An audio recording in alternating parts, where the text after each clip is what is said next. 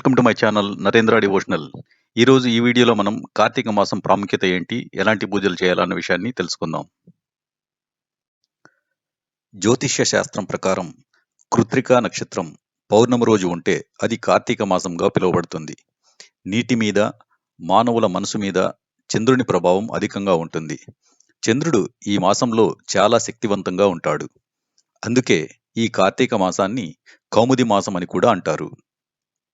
చంద్రకిరణాలతో, ఔషధాలతో రాత్రంతా ఉన్న నీటిలో ఉదయాన్నే స్నానం చేయడం వల్ల అనారోగ్య సమస్యలు దరిచేరవు.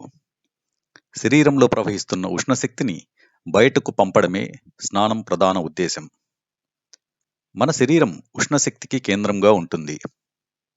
ఎప్పటికప్పుడు ఉష్ణశక్తి ఉత్పత్తి అవుతూ బయటకు పోతూ ఉంటుంది.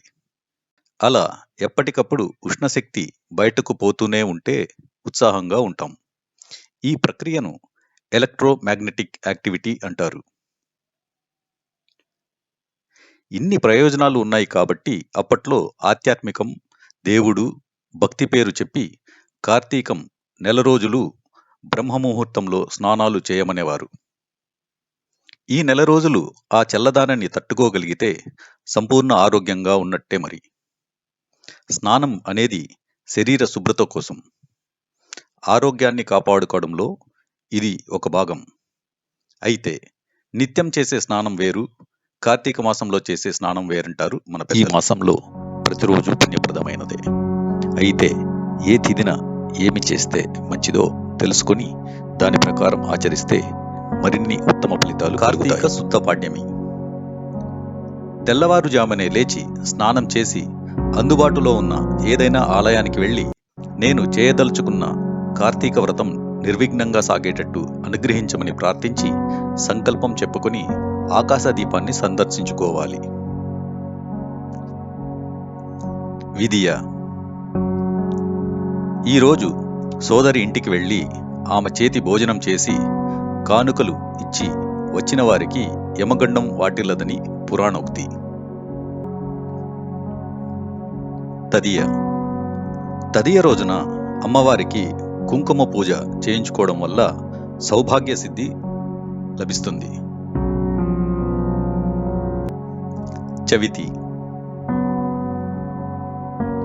కార్తీక శుద్ధ చవితి నాగుల చవితి సందర్భంగా సుబ్రహ్మణ్యేశ్వరుడికి పుట్టకు పూజ చేయాలి.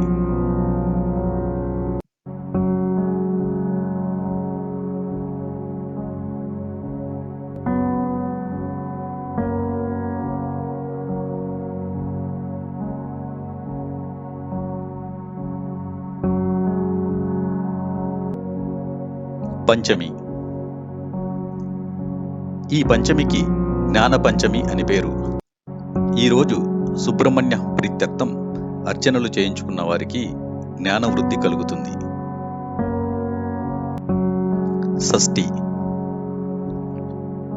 ఈ షష్ఠి రోజున బ్రహ్మచారికి ఎర్రని కండువ దానం చేస్తే సంతాన ప్రాప్తి కలుగుతుందని ప్రతీతి.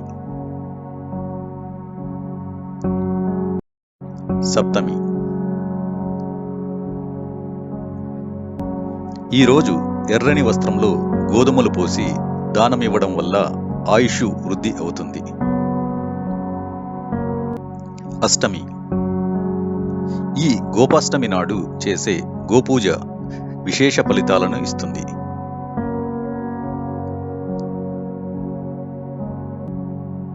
నవమి. ఈ రోజు నుండి 3 రోజుల పాటు విష్ణు త్రిరాత్ర వ్రతాన్ని ఆచరించాలి.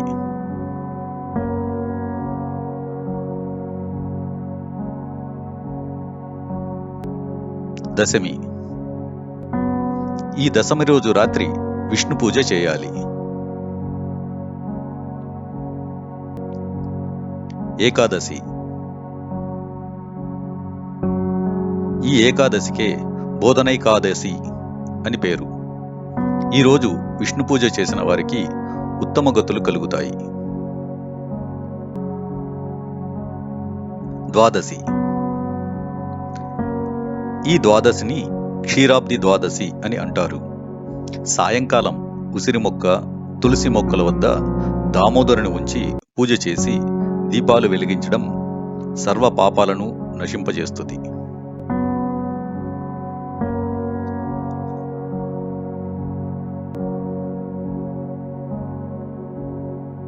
త్రయోదశి.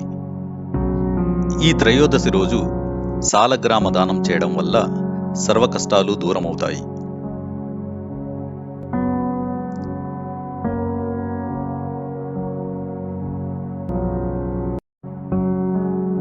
చతుర్దశి. ఈ రోజు పాషాణ చతుర్దశి వ్రతం చేసుకునేందుకు చాలా మంచిది.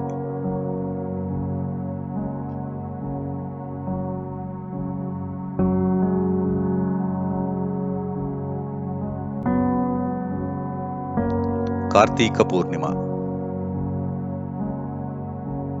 మహాపవిత్రమైన ఈ రోజు నదీ స్నానం చేసి శివాలయం వద్ద జ్వాలా తోరణ దర్శనం చేసుకోవడం వల్ల సర్వ పాపాలు ప్రక్షాళనమవుతాయి.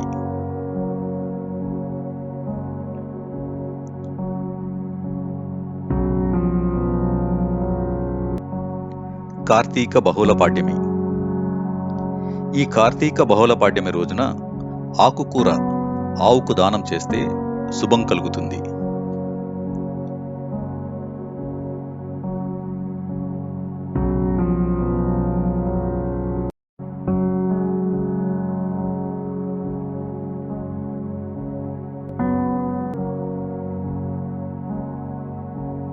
విదియ.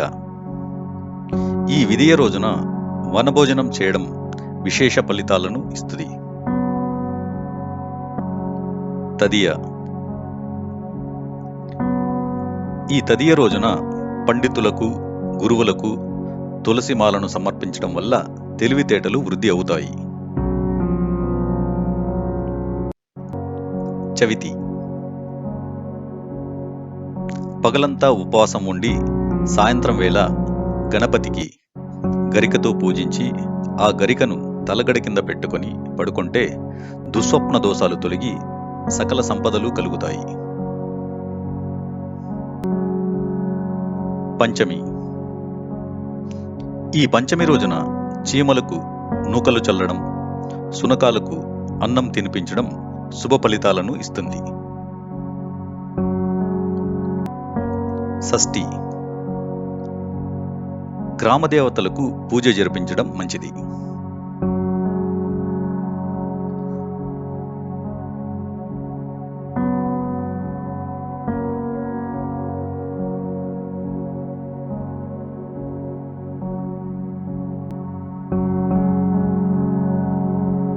సప్తమి. ఈ సప్తమి రోజున జిల్లేడు పూలతో గుచ్చిన దండను ఈశ్వరునికి సమర్పిస్తే సంపదలు వృద్ధి అవుతాయి.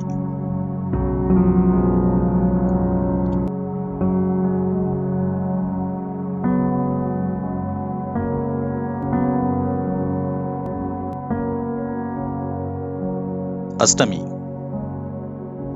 ఈ అష్టమి రోజున కాలభైరవాష్టకం చదివి గారెలతో దండ చేసి కాలభైరవానికి అంటే కుక్కకు సమర్పించడం వల్ల ధనప్రాప్తి కలుగుతుంది.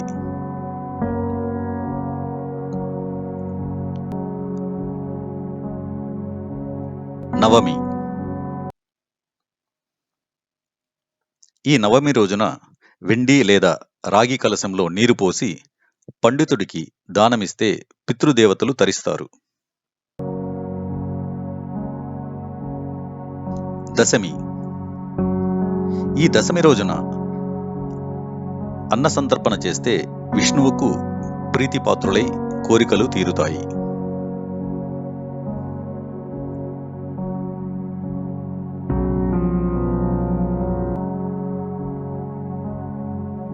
ఏకాదశి.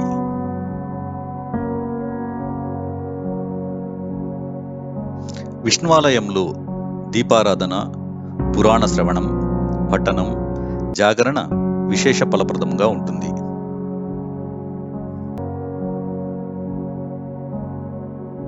ద్వాదశి.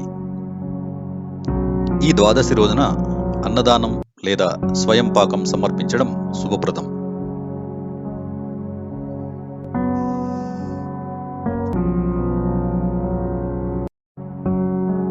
త్రయోదశి.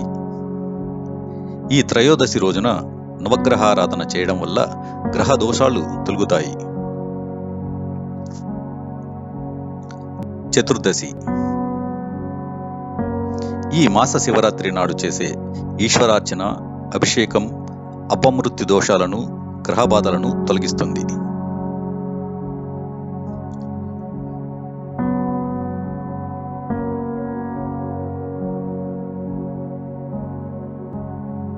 అమావాస్య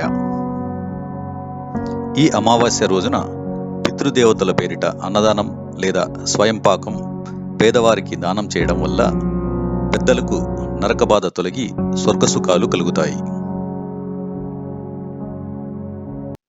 ఈ కార్తీక మాసంలో చేసే స్నాన, దాన, జపాల వల్ల అనంతమైన పుణ్యఫలాలు ప్రాప్తిస్తాయి. అయితే అలా రోజూ చేయలేని వారు కనీసం ఏకాదశి, ద్వాదశి, పౌర్ణమి, సోమవారాలలో లేదా ఒక్క పౌర్ణమి లేదా కనీసం ఒక్క సోమవారం రోజైనా సరే నియమనిష్టములతో ఉపవాసం ఉండి గుడికి వెళ్ళి దీపం వెలిగిస్తే లభించే పుణ్యఫలాన్ని ఇస్తుంది. కార్తీక పౌర్ణమి నాడు పగలంతా ఉపవాసం ఉండి రుద్రాభిషేకం చేయించి శివాలయంలో మట్టి ప్రమిదతో 365 ఒత్తులను ఆవునేతితో వెలిగిస్తే సమస్త పాపాలు భస్మీపటలమై ఇహలోకంలో సర్వ సౌఖ్యాలను అనుభవించి అంత్యంలో పుణ్యలోకాలు పొందుతారని కార్తీక పురాణంలో అనేక గాథలు, ఇతివృత్తాలు, ఉపకథలను బట్టి తెలుస్తోంది. క్షీరాబ్ది ద్వాదశి వ్రతం, సత్యనారాయణ స్వామి వ్రతం, కేదారేశ్వర వ్రతం కార్తీక మాసంలో చేసుకునే ముఖ్యమైన వ్రతాలు.